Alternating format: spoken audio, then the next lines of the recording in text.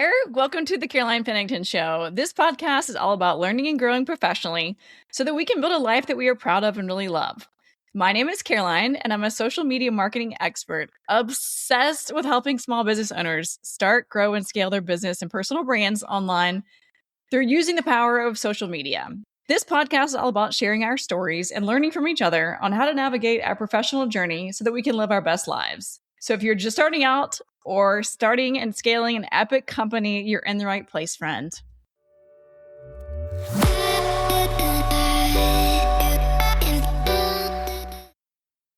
All right, today I'm popping off about a subject that I am very passionate about, and I get asked this all the time. And so I want to go ahead and address the elephant in the room. And if you're interested in starting a personal brand or growing your business on social media, this podcast is for you. A lot of times I meet with clients and they will say, I know social media is free, but it's overwhelming. I don't know what to do, whatever, fill in the blank. And the reality is that's just an excuse. I had no freaking clue what I was doing when I started this whole journey online. And so if you're feeling the same way, don't worry. I've been there. I can relate. I know exactly how you feel. And it is uncomfortable when you start something new, whether or not you're promoting yourself as a professional or your business. It's tough because it's like everyone is watching you. All eyes are on you. And I completely relate because that was me 3 years ago. But my message to you today is it's okay. We all have to start somewhere. Michael Jordan started somewhere. Tiger Woods started somewhere.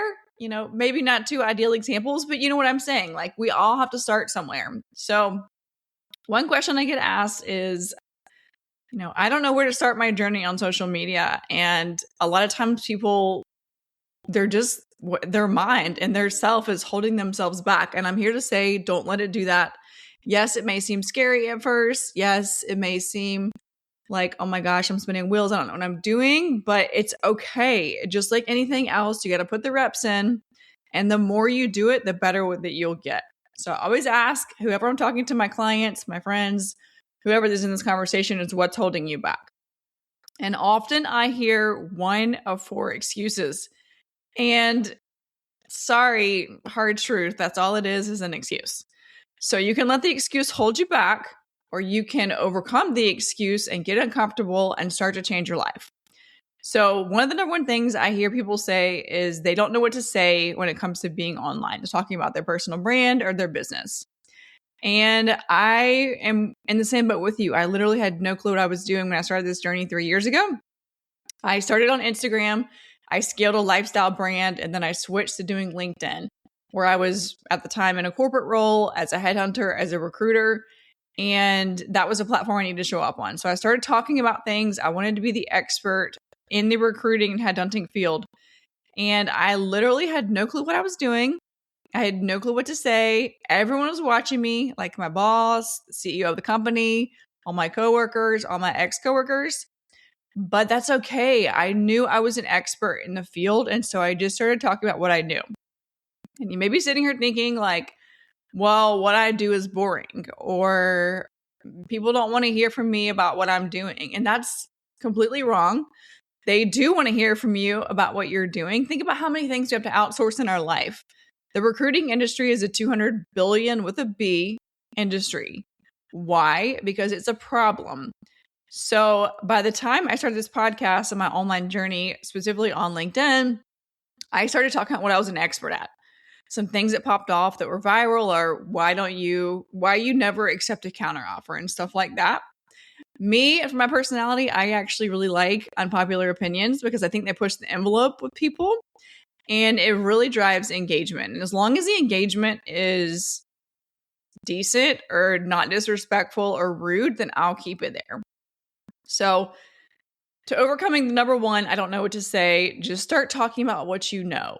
Okay. You are an expert in the field, whatever that looks like for you, and you know what you're doing. So start talking about it. Okay. The number two excuse that I hear from people is, I don't want Susie from high school to see me being online or to see what I'm doing. Or maybe it's your creepy Uncle Frank. You don't want him seeing what you're doing online. Or maybe it's an ex-coworker, an ex-boss. Okay. If that is the case, do not let that one person hold you back from your online journey, from promoting yourself and your business online. Go into whatever platform it is that you are connected with that person. Maybe it's Facebook, maybe it's LinkedIn, maybe it's Instagram, and boot them out of your network. Okay. Go in there and either unconnect from them, unfriend them, or block them. They are not going to get a notice, and there is no reason whatsoever you should be letting that one person from your past or maybe even your present hold you back. Okay. Hard truth, but that's what's up. Number 3, I hear a lot. I don't want to look silly or stupid. Okay, back to the Michael Jordan, Tiger Woods example. Whenever you start something, you're going to look stupid, okay? And that's just the hard truth and the reality. When I started my journey, both on Instagram and on LinkedIn, I looked stupid, okay? I had no clue what I was doing. On Instagram, my videos are way too long. If you go way back into my stuff, the audio's not, it's just not good, okay? But I left it there because it's just an example of that was me starting. At that time, we were travel vlogging and no one was doing videos, so I kept the videos. And on LinkedIn too, I kept everything that I did because if you go back and look at my stuff, you can see me in the very beginning and starting as a beginner. And we all start somewhere, so it's okay. We're all going to look stupid and feel silly in the beginning. But it's just like going to the gym. You put the reps in and you get better and better at it. Or just like you're playing a sport. The longer you play it, the more time you put into it, the more you practice, you get better at it.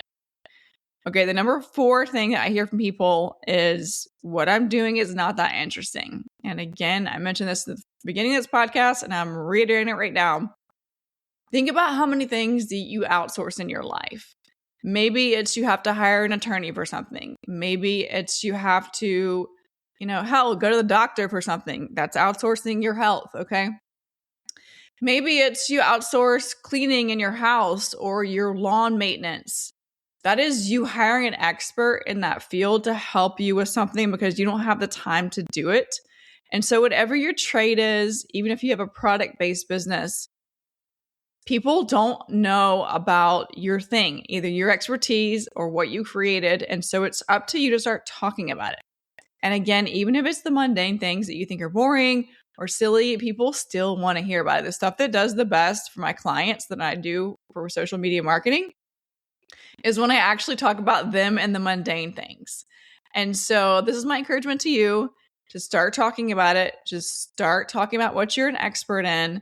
And then start paying attention to what people are reacting to, okay?